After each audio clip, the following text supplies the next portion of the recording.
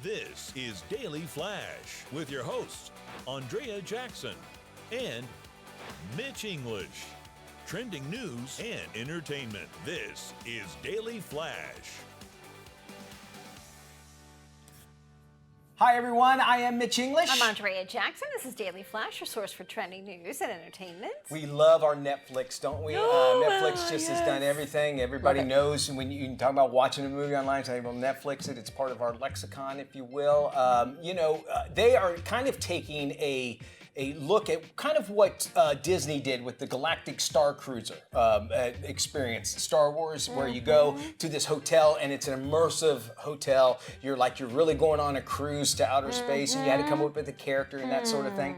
Netflix is doing it. They're building these homes starting in 2025 that are called Netflix houses. And you know how Netflix has movies out right now. I'm being dead serious. You will go to this town and they'll sell all kinds of merchandise in there. They'll have actors that will be... This is like the Truman Show come to life. Basically, you could go into this. So let's say if you're a big fan of Fubar, the Schwarzenegger movie, right? That came out where he's, kind of like a bounty hunter and a secret agent. So you would go there and they would have characters there inside these buildings that are like in the movie. And then you could buy merchandise from the movie too as well. And maybe even watch it or even have a convention there and all your friends. So if you're a big follower of those... Goodness. Downton Abbey, I think, is one that they were talking about as well, and Bridgerton, rather. So you would go there, and maybe everybody would talk English, and they'd be wearing their outfits and all that. There's a reason a Star Cruiser shut down after just a year for $5,000 for two people for 2 days. Yeah. But imagine, I think you can just go. Anybody can go to it. How much is this? Do you have to pay for it? Well, they don't have any prices out as of yet, but it's a fan experience where you could go in and buy the merchandise. It's basically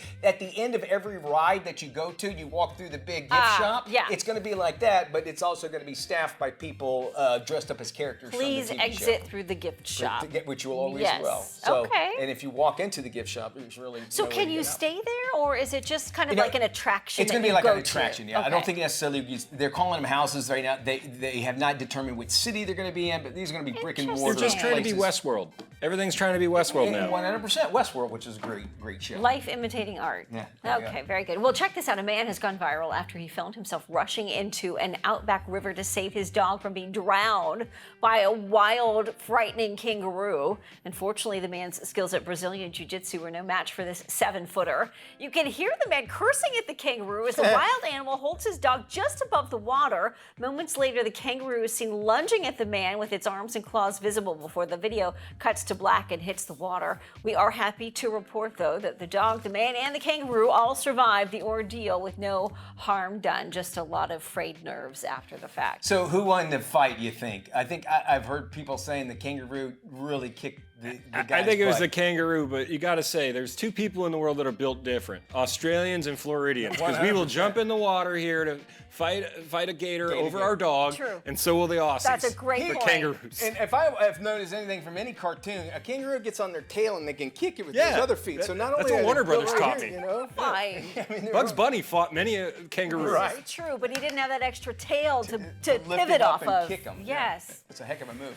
It was a man that was caught speeding down a Georgia freeway, and he was surprised when cops handed him a $1.4 million speeding ticket. His name is Connor Cato.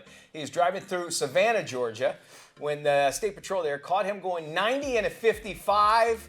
Was this you, Mitch? It was not me, but I have a ticket going above that. Were you running Shine? Running Shine. Yeah, I was running Shine. I had to get the Texarkana.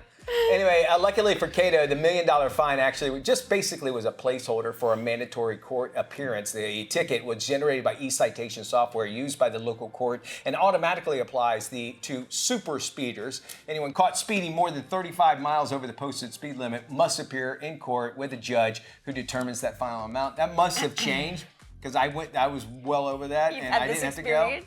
You can get a big fine, but it's not going to be over $1,000, and I paid near just about that much. About $1,000. And I could not get out of it whatsoever. And do you drive through Georgia? Nope. Okay. No. We went on a trip to South Carolina, and you drove all the way around? No, Liza drove the entire time. I had to sit in the passenger seat, and it's easier actually because she's like, well, you're speeding. Is she a backseat driver? Oh, yeah. So it's just easier. She just drives, and I just sit there. We'll drive our way to some Life Love shopping. That's coming up right after this.